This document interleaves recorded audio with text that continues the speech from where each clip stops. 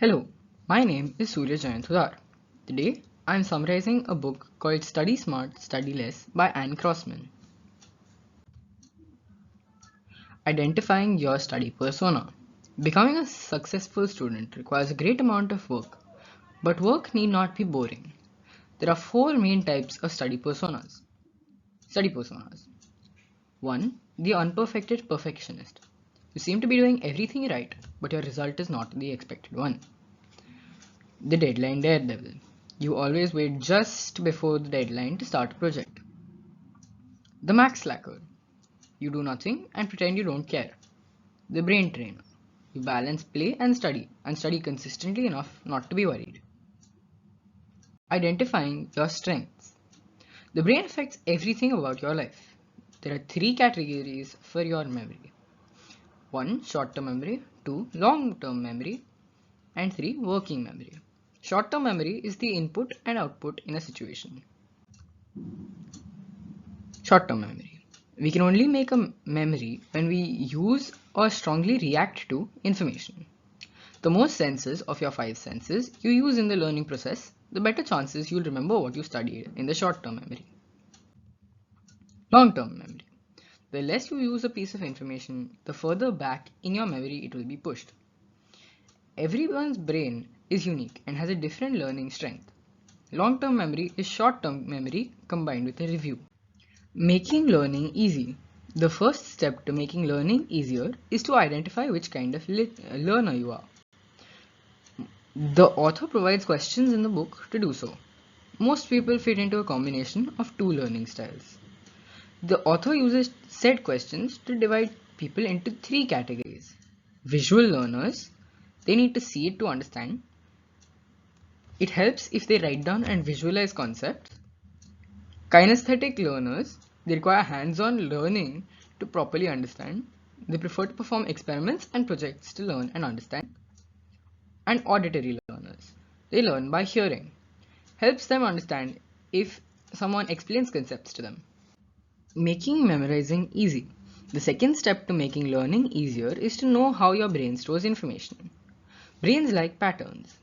Our brains learn best when what we're trying to learn is organized into groups.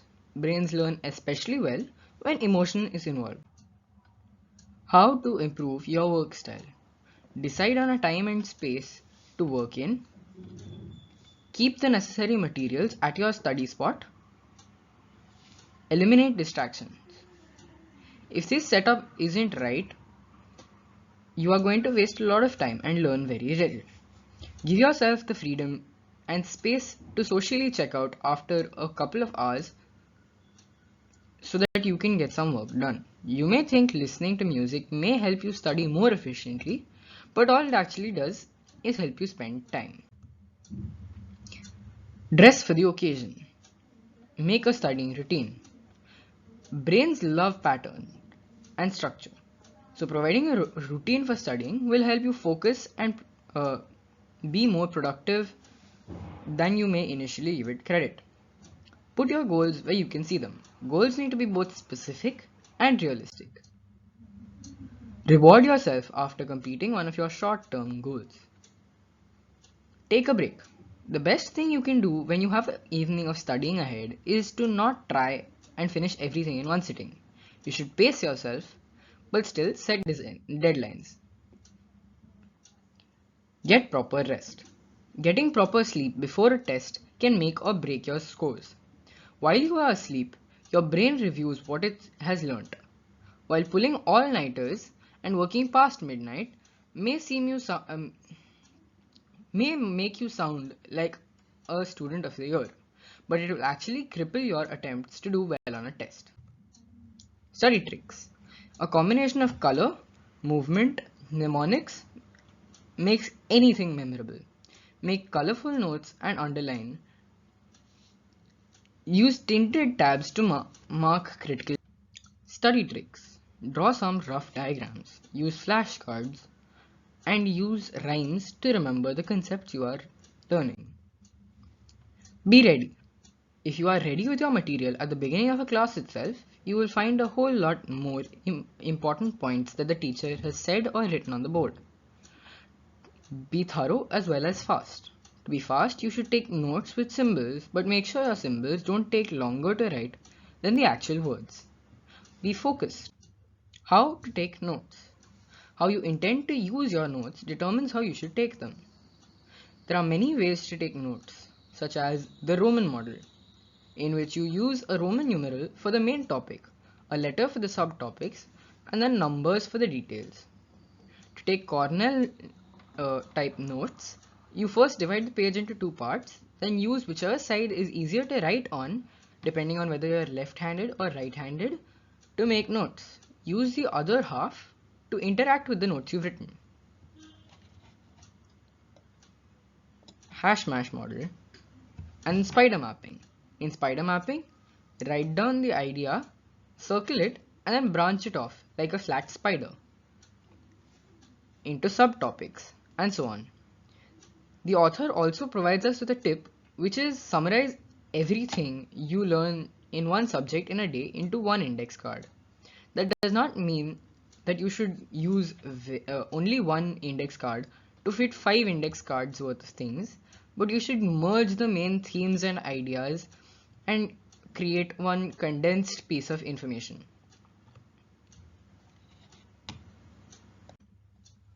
How to stay awake. The author provides us with a few tips to stay awake to cram. Avoid coffee. Suck on hard candy or something sour. Put a rubber band around your wrist and snap it if you feel sleepy. Draw your concepts in class. Color code notes while taking them. This all not only helps you stay awake during a late night cramming session, but it will also help you stay awake in class if you are feeling especially sleepy. How to not forget. If you cannot remember what you just read, then the author provides a few tips for you. Ask yourself what you just read. Read summaries about the book. Highlight points. Note that if more than 10% of the page is highlighted, it probably will not make sense. Take notes in the margins of what you just read. Then you can go through the notes instead of reading the whole material again.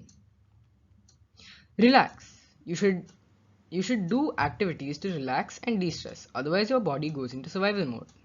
When the body kicks into survival gear, it shuts down the logical part of your brain so it can focus on your senses. These activities include meditation, exercise, praying, etc., or anything that you feel is relaxing. Manage your time. Many people don't realize just how fast time goes.